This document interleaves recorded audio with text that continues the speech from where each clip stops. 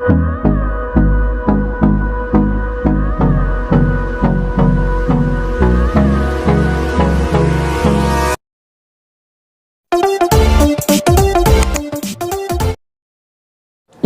Tutorial চ্যানেলে সবাইকে স্বাগত জানাই। আজকে তোমাদের জন্য Bangla to English passage translation class নিয়ে উপস্থিত হয়েছি। আজকে এই প্যাসেজটা তোমাদের ইংরেজিতে অনুবাদ করে দেখাবো। ক্লাসটা শুধুমাত্র অনুবাদের ক্লাস নয়, কিভাবে বাক্য গঠন করতে হয় গ্রামারের কিছু নিয়ম মেনে, সেইগুলো আজকের ক্লাস থেকে শিখতে পারবে। আমাদের চ্যানেলে ট্রান্সলেশন প্লেলিস্ট থেকে তোমরা অনেক ট্রান্সলেশন ক্লাস পাবে, যা তোমাদের পরীক্ষার ক্ষেত্রে হেল্পফুল হবে। অনুবাদ শুরু করার আগে কতগুলো গুরুত্বপূর্ণ রুলস শিখে নাও। ফার্স্ট হচ্ছে subject plus transitive verb plus object, তারপরে সেন্টেন্সের বাকি অংশ অর্থাৎ অ্যাডভার্বিয়াল। এখানে দেখো অ্যাডভার্বিয়ালটা আমি ব্র্যাকেট করে দিয়েছি, অর্থাৎ এই সেন্টেন্সে এই অ্যাডভার্বিয়াল থাকাটা বাধ্যতামূলক নয়। কখনো কখনো সেন্টেন্সে অ্যাডভার্বিয়াল থাকে, আবার কখনো নাও থাকতে পারে। সেকেন্ড স্ট্রাকচার হচ্ছে সাবজেক্ট প্লাস ইন্ট্রানজিটিভ ভার্ব এবং তারপরে কোনো অবজেক্ট বসে না, সরাসরি অ্যাডভার্বিয়াল বসে যায়। আর থার্ড নম্বর স্ট্রাকচার হচ্ছে সাবজেক্ট প্লাস বি ভার্ব অর্থাৎ is, am, are, was, were, তারপরে কোনো অবজেক্ট বসে না, কমপ্লিমেন্ট বসে, তারপরে সেন্টেন্সের বাকি অংশ অর্থাৎ অ্যাডভার্বিয়াল। এবারে সেন্টেন্সে আমরা অ্যাডভার্বিয়ালকে কিভাবে আইডেন্টিফাই করব?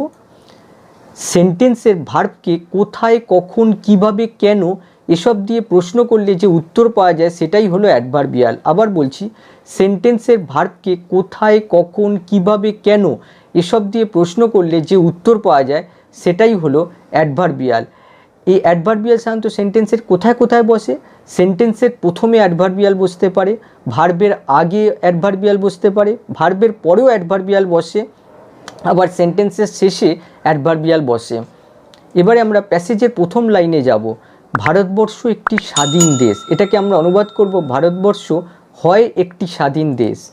India is an independent country. এখানে দেখো ইন্ডিয়া হচ্ছে সাবজেক্ট আর ইজ এটা হচ্ছে be verb, an independent country এটা এই অংশটুকু হচ্ছে কমপ্লিমেন্ট। সুদীর্ঘ সংগ্রামের মধ্য দিয়ে ভারত স্বাধীনতা পেয়েছিল। এখানে পেয়েছিল হচ্ছে ভার্ব। কে স্বাধীনতা পেয়েছে? ভারত। তাহলে ভারত হচ্ছে সাবজেক্ট। কি পেয়েছিল? স্বাধীনতা পেয়েছিল। স্বাধীনতা হচ্ছে অবজেক্ট। এবারে যদি ভার্বকে প্রশ্ন করা হয়, আচ্ছা কীভাবে স্বাধীনতা পেয়েছিল? সুদীর্ঘ সংগ্রামের মধ্য দিয়ে, অর্থাৎ কীভাবে উত্তর হচ্ছে এই অংশটুকু, তাহলে এই অংশটুকু হচ্ছে অ্যাডভার্বিয়াল। তাহলে ইন্ডিয়া গট ইন্ডিপেন্ডেন্স অর্থাৎ সাবজেক্ট, ভার্ব, অবজেক্ট। এবারে কিভাবে স্বাধীনতা পেয়েছিল? সুদীর্ঘ সংগ্রামের মধ্য দিয়ে, থ্রু এ লং স্ট্রাগল, এই অংশটুকু হচ্ছে অ্যাডভার্বিয়াল।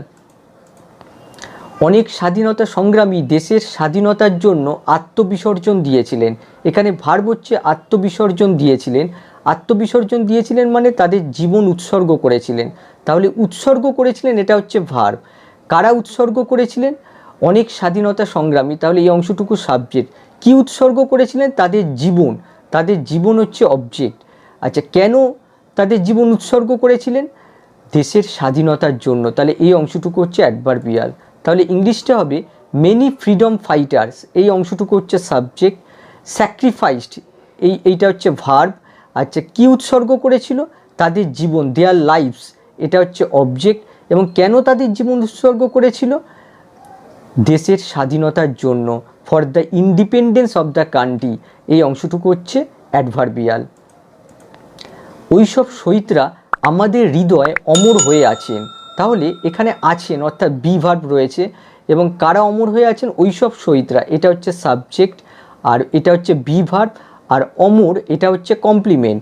আচ্ছা কোথায় অমর হয়ে আছেন? আমাদের হৃদয়, এই অংশটুকু হচ্ছে অ্যাডভার্বিয়াল। তাহলে ওইসব শহীদরা দোজ মার্টার্স আর আছেন, অর্থাৎ এখানে বি ভার্ব ইউজ করেছি, আর যেহেতু সাবজেক্ট প্লুরাল রয়েছে তার জন্য এখানে বি ভার্ব ইউজ করা হলো, অর্থাৎ আর ইউজ করা হলো। আর ইমমর্টাল হচ্ছে কমপ্লিমেন্ট। আচ্ছা কোথায় অমর হয়ে আছে? আমাদের হৃদয়, ইন আওয়ার হার্টস, এই অংশটুকু হচ্ছে অ্যাডভার্বিয়াল। আমরা প্রতি বছর স্বাধীনতা দিবসের মতো জাতীয় অনুষ্ঠানগুলিতে মহান স্বাধীনতা সংগ্রামীদের শ্রদ্ধার্ঘ নিবেদন করি। এটা একটা বড় সেন্টেন্স। প্রথমে আমাদের ভার্ব খুঁজে বের করতে হবে। শ্রদ্ধার্ঘ নিবেদন করা, এটা হচ্ছে ভার্ব। কারা শ্রদ্ধার্ঘ নিবেদন করবে? আমরা। তাহলে আমরা হচ্ছে এখানে সাবজেক্ট। আচ্ছা, আমরা শ্রদ্ধার্ঘ্য নিবেদন করব কাকে? মহান স্বাধীনতা সংগ্রামীদের। তাহলে মহান স্বাধীনতা সংগ্রামীদের হচ্ছে অবজেক্ট।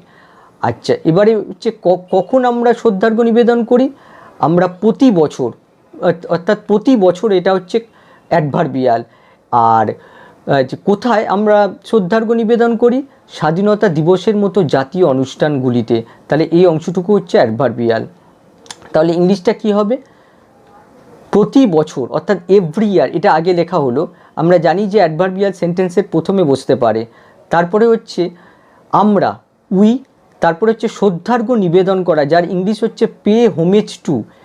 এইটা হচ্ছে এর ইংলিশ হচ্ছে পে হোমেজ টু, এটা হচ্ছে ভার্ব। আচ্ছা, কাকে শ্রদ্ধার্ঘ্য নিবেদন করব? মহান স্বাধীনতা সংগ্রামীদের, অর্থাৎ গ্রেট ফ্রিডম ফাইটার্স, এইটা হচ্ছে অবজেক্ট। আচ্ছা, কোথায় আমরা শ্রদ্ধার্ঘ্য নিবেদন করব? স্বাধীনতা দিবসের মতো জাতীয় অনুষ্ঠানগুলোতে, in national events like Independence Day. এই অংশটুকু হচ্ছে অ্যাডভার্বিয়াল।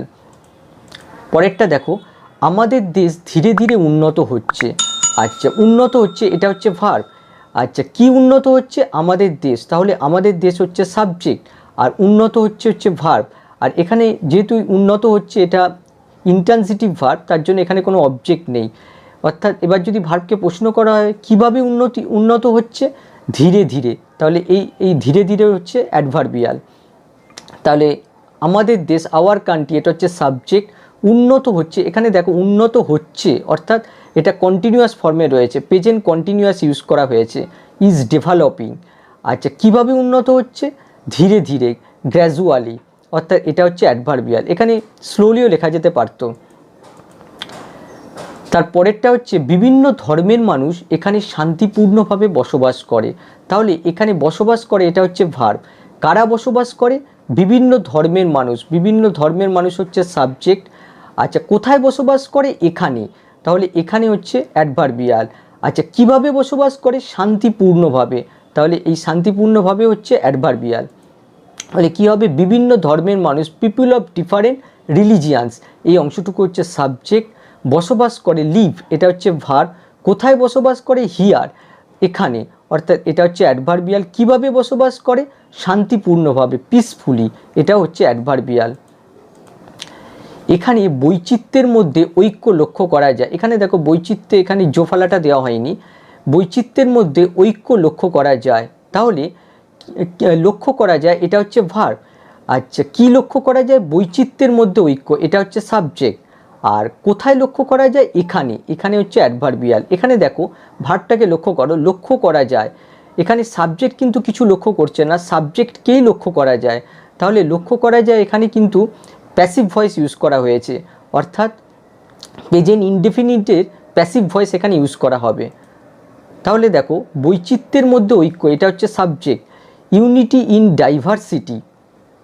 আচ্ছা, লক্ষ্য করা যায়, ইজ নোটিসড, এখানে দেখো প্যাসিভ ভয়েস ইউজ করা হয়েছে, প্রেজেন্ট ইনডেফিনিট টেন্সের প্যাসিভ ভয়েস, ইজ নোটিসড। আচ্ছা, কোথায় লক্ষ্য করা যায়?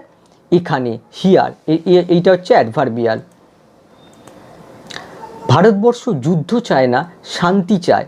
এখানে দেখো এই যে দুটো সেন্টেন্স রয়েছে, এখানে একটা হচ্ছে নেগেটিভ সেন্টেন্স আর একটা হচ্ছে পজিটিভ সেন্টেন্স, আর দুটো কন্ট্রাস্ট বোঝাচ্ছে, অর্থাৎ দুটো সেন্টেন্স হচ্ছে বৈপরীত্য বোঝাচ্ছে। এক্ষেত্রে আমরা এই ধরনের যে স্ট্রাকচার ইউজ করা হয়, সেটা হচ্ছে প্রথমে আগে এটা লিখে নিতে হবে, ভারতবর্ষ যুদ্ধ চায় না, ভারতবর্ষ চায় না যুদ্ধ।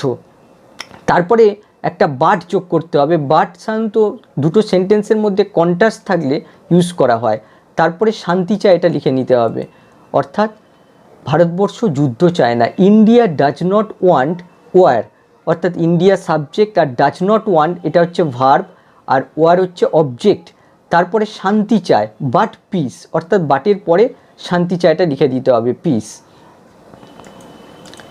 তারপরে হচ্ছে কিন্তু শত্রুরা আমাদের দেশ আক্রমণ করলে জীবন দিয়েও আমাদের দেশকে রক্ষা করব। এখানে দেখো এই কিন্তু এই শব্দটাকে বাদ দিলে এই বাকি অংশটা, শত্রুরা আমাদের দেশ আক্রমণ করলে জীবন দিয়ে আমাদের দেশকে রক্ষা করব, এই অংশটুকু কিন্তু একটা কন্ডিশনাল সেন্টেন্স। অর্থাৎ আমাদের লিখতে হবে যদি শত্রুরা আক্রমণ করে আমাদের দেশ, আমরা রক্ষা করব আমাদের দেশকে জীবন দিয়ে। তাহলে কি হবে? কিন্তু, বাট, তারপরে দেখো শত্রুরা আমাদের দেশ আক্রমণ করলে কি হবে, ইফ শত্রুরা এনিমিস, এটা হচ্ছে সাবজেক্ট, আক্রমণ করা, ইনভেট, এখানে অ্যাটাকও লেখা যেতে পারতো, এটা হচ্ছে ভার্ব। কি আক্রমণ করবে, আমাদের দেশ, আওয়ার কান্ট্রি, তাহলে এটা হচ্ছে অবজেক্ট। তারপরে সেকেন্ডটা দেখো, আমরা রক্ষা করব, তাহলে আমরা হচ্ছে সাবজেক্ট, উই রক্ষা করব, উইল ডিফেন্ড, এটা হচ্ছে রক্ষা করা, অর্থাৎ এখানে ফিউচার ইনডেফিনিট টেন্স ইউজ করা হয়েছে, এখানে প্রোটেক্টও লেখা যেতে পারতো, এটা হচ্ছে ভার্ব। কাকে রক্ষা করব, আমাদের দেশকে, আওয়ার কান্ট্রি, এটা হচ্ছে অবজেক্ট। আচ্ছা, কিভাবে রক্ষা করব, জীবন দিয়ে, উইথ আওয়ার লাইফস, এই অংশটুকু হচ্ছে অ্যাডভার্বিয়াল। আজকে এই পর্যন্তই। আমার এই ক্লাসটা ভালো লাগলে অবশ্যই লাইক ও শেয়ার করো। তোমরা কী ধরনের টপিকের উপর ভিডিও চাও তা অবশ্যই কমেন্ট বক্সে জানাও।